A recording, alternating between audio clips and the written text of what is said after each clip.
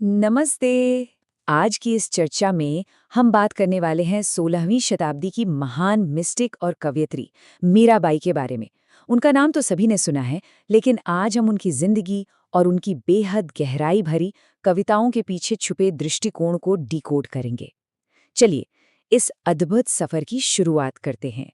आज की इस कड़ी में हम कुछ मुख्य पहलुओं पर गौर करेंगे। हम शुरुआत करेंगे उनके एक शाही विद्रोही संत बनने की कहानी से। उसके बाद उनके पहले पद को समझेंगे जहां वो दिव्य रक्षक को पुकारती हैं। फिर सर्वोच्च भक्ति के पुराने उदाहरण, उनका दूसरा पद जिसमें समर्पण का आनंद है, और आखिर में आधी रात के उस अल्टीमेट दर्शन की बात करेंगे। तो आइए सबसे पहले बढ़ते हैं उनकी शुरुआती जीवन की तरफ।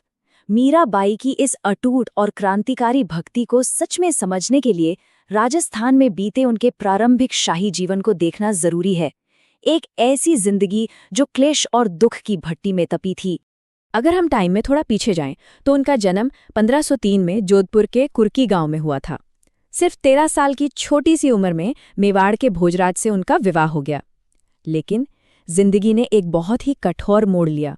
बहुत ही कम समय में उन्होंने अपनी माँ, पति, पिता और यहाँ तक कि ससुर सभी को खो दिया। सोचिए, इस लगातार शोक ने उन्हें इस कदर तोड़ दिया कि उन्होंने अपना पूरा शाही राजपूताना राजपाट हमेशा के लिए छोड़ दिया और शांति की तलाश में वृंदावन की तरफ निकल पड़ी। इन लगातार त्रासदियों के बाद भौतिक संसार से उनका मोह पूरी तरह भंग हो गया था। उन्होंने संत रैदास को अपना गुरु माना और अपना पूरा जीवन अपने एकमात्र रक्षक गिरधर गोपाल के प्रति समर्पित कर दिया। उनकी इस असाधारण भक्ति और टाइमलेस कविताओं में न सिर्फ राजस्थानी बल्कि ब्रज और गुजराती भाषाओं का एक बहुत ही खूबसूरत संगम देखने को मिलता है। अब बढ़ते हैं उनकी रचनाओं की तरफ। उनका पहला पद, जो एनसीईआरटी की स्पर्श किताब में भी मिलता है, एक दिव्य रक्षक की पुकार के बारे में है। यहाँ कहानी एक बहुत ही शक्तिशाली और लगभग हक जताने वाली पुकार के साथ शुरू होती है, जहाँ वो अपने प्रिय कृष्ण से सीधे तौर पर गुहार लगा रही हैं। पंक्तियां कुछ इस तरह हैं। हरि आप हरो जनरी भीर, दासी मीरा लाल गिरधर हरो महरी भीर। इन शुरुआती लाइंस में मीराबाई कोई साधारण प्रार्थना नहीं कर रही हैं। वो पूरे हक के साथ ऑलमोस्ट डिमांड करते हुए कृष्णा से कह रही हैं कि अब आगे आना ही होगा और अपनी सच्ची सेविका के इतने बड़े दुख को दूर करना होगा। यहाँ एक बड़ा ही दिलचस्प शब्द इस्तेमाल हुआ है, भीर। दरअसल भीर का मतलब होता है पीड़ा, कष्ट, ये भक्तों का संसारिक दुख। ये शब्द उस एक्सट्रीम इमोशनल और मेंटल एगनी को दर्शाता है जिसे खत्म करने की वो कृष्णा से विनती कर रही हैं, ठीक वैसे ही जैसे कृष्णा ने पास्ट में अपने बाकी भक्तों के दुख दूर किए थे। और अपनी इस पुकार को वेट देने के लिए मीराबाई ईश्वरीय रक्षा के कुछ पुराने उदाहरण पेश करती हैं। वो कृष्णा के सामने एक बेहद मजबूत, एकदम वाटरटाइट केस रखती हैं। वो पुराणों से 3 ऐसे उदाहरण बताती हैं जिन्हें कोई झुठला नहीं सकता। वो याद दिलाती हैं कि कैसे प्रभु ने अतीत में 3 महान भक्तों की रक्षा की थी। पहला, उन्होंने अनंत वस्त्र देकर द्रौपदी की लाज रखी। दूसरा, भक्त प्रहलाद की रक्षा के लिए उन्होंने भयानक नरसिंह यानी नरहरि का रूप धारण किया। और तीसरा, कष्ट में पड़े हाथी गजराज को मगरमच्छ के मौत के जबड़े से बचाया। एक तरह से मीराबाई उनसे सीधा सवाल कर रही हैं कि जब आपने इन सबकी रक्षा की तो मेरी क्यों नहीं। इस संदर्भ में चीर शब्द पर थोड़ा गौर करते हैं। चीर का अर्थ है वस्त्र या कपड़ा। यह शब्द सीधे उस चमत्कार को दर्शाता है जहां कृष्ण ने द्रौपदी की लाज बचाने के लिए उनके कपड़े को अनंत रूप से, लिटरली एंडलेसली बढ़ा दिया था। यह इस बात का प्रतीक है कि असहाय और कमजोर लोगों की रक्षा करने की कृष्ण की क्षमता अनंत है, उसकी कोई सीमा नहीं है। गहरे दुख से निकलकर इस अटूट और कभी न हिलने वाले विश्वास तक का ये सफर सच में बहुत अद्भुत है। और यही डीप इमोशनल शिफ्ट, यही बदलाव उनकी दूसरी रचना यानी दूसरे पद की भूमिका तैयार करता है, जो और भी ज्यादा पर्सनल है। तो अब चलते हैं पद 2 की तरफ, जो समर्पण के आनंद और शाही जीवन के त्याग को दर्शाता है। अगर पहला पद रक्षा के लिए एक असहाय और इंटेंस पुकार था, तो ये दूसरा पद पूरी तरह से बदल जाता है। ये एक आनंदित और उत्साह भरी चाहत बन जाता है, अपना सब कुछ छोड़कर सिर्फ वृंदावन में कृष्ण के पास मौजूद रहने की चाहत। मीराबाई लिखती हैं, श्याम माने चाकर राखो जी, चाकर रहस्यों बाग लगास्यों, नित उठ दर्शन पास्यों।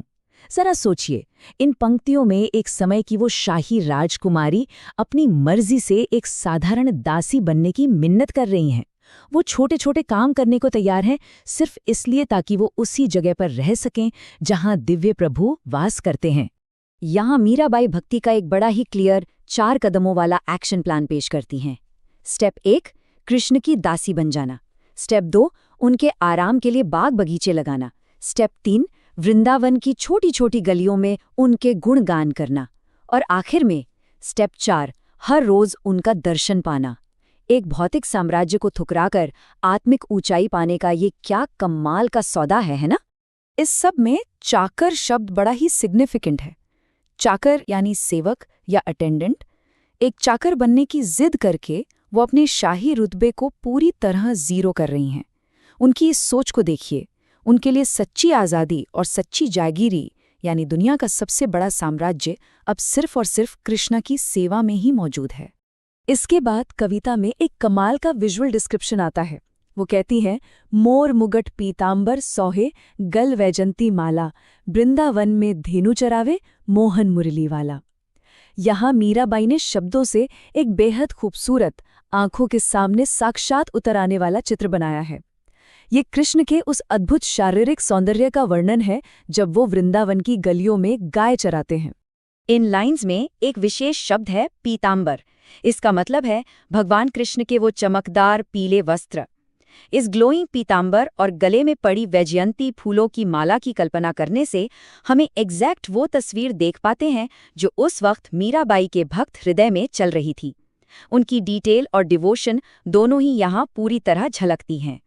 अब हम आते हैं इस चर्चा के आखिरी और सबसे इमोशनल हिस्से पर, द अल्टीमेट मिडनाइट दर्शन, यमुना किनारे की वो तड़प।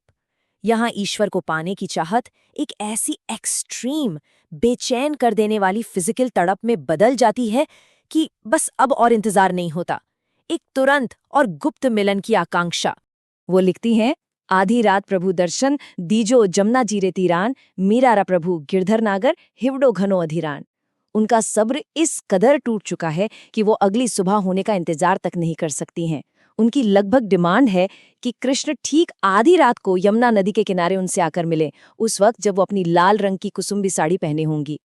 और यहीं आकर एक बड़ा गहरा शब्द मिलता है, अधिरान। अधिरान का अर्थ है अत्यधिक बेचैन, आतुर या ओवरवेम्ड हो जाना। उनका हिवधो यानी उनका हृदय अब पूरी तरह से अधिरान है। ये शब्द कितनी खूबसूरती से एक ऐसी आत्मा की ब्रेथलेस इम्पेशंस, उस सांस रोक देने वाली बेचैनी को दर्शाता है जो प्रभु की एक झलक पाने के लिए किसी भी हद तक जाने को तैयार है। इन सब पर गौर करें तो ये पूरी चर्चा बिल्कुल साफ कर देती है कि कैसे इतने असहाय दुखों और त्रासदी से भरे जीवन से एक ऐसी टाइमलेस आइकॉन का जन्म हुआ जिसके पूर्ण समर्पण ने भक्ति आंदोलन की परिभाषा को ही हमेशा के लिए बदल कर रख दिया। मीराबाई ने अपने निजी दुख को एब्सोल्यूट डिवोशन और स्पिरिचुअल डिफाइंस की एक ऐसी विरासत में बदला जो सदियों तक अमर हो गई। आज की इस मॉडर्न दुनिया में जहां भौतिक संपत्ति, पैसा और दिखावे वाले स्टेटस को इकट्ठा करना ही सबसे बड़ा लक्ष्य बन गया है, हम एक ऐसी शाही राजकुमारी से क्या सीख सकते हैं जिसने सब कुछ, हाँ बिल्कुल सब कुछ त्याग देने में ही सबसे सच्चा आनंद पा लिया। आखिर स्टेटस और ईगो के किन झूठे दिखावों को लोग आज तक पकड़े हुए हैं जो शायद सच्ची और अटूट शांति को पाने से रोक रहे हैं? ये एक ऐसा डीप सवाल है जो सच में देर तक सोचने पर मजबूर करता है। इस विश्लेषण में साथ जुड़ने के लिए बहुत शुक्रिया। मिलेंगे अगली बार।